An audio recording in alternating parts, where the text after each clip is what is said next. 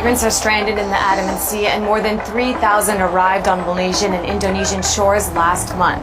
Most of them have been Rohingya Muslims from Myanmar. So why are so many people risking their lives? To flee religious persecution. More than 1 million Rohingya live in western Myanmar, mostly in Rakhine State, but are denied basic rights, including citizenship. Over the last 3 years, sectarian violence with majority Buddhists has caused more than 100,000 Rohingya to flee Myanmar by sea. And since the beginning of this year, the human toll has been hard for the world to ignore. I think if I were Rohingya, I would want to stay where I was born. I'd want to stay in the land where my parents had lived, but I'd want to make sure that my government was protecting me. But they're not. Myanmar's government is saying that the migrants aren't their problem and claim that the Rohingya are illegal immigrants from Bangladesh. And there are Bangladeshis in the same boat, literally.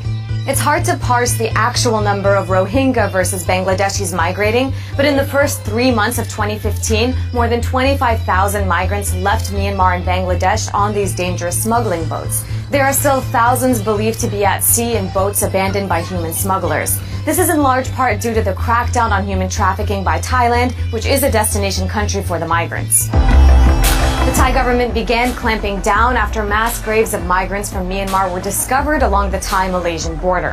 The country also convened an emergency conference at the end of May with 17 countries in attendance, including Myanmar, but no major progress was made. So what are Myanmar's other neighbors doing? At first, Malaysia and Indonesia were rejecting the migrants, but with media scrutiny and international pressure, the two countries are now offering temporary shelter on the condition that the migrants will be resettled elsewhere.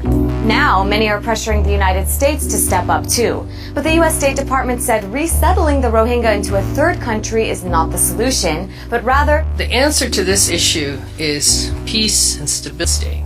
But it doesn't look like an end to what Human Rights Watch called an ethnic cleansing is coming anytime soon. And in what has disappointed many, Aung San Suu Kyi, the main opposition leader in Myanmar and Nobel Peace Prize laureate, has been mute on the crisis. You know, they'd sit out there for weeks, these people.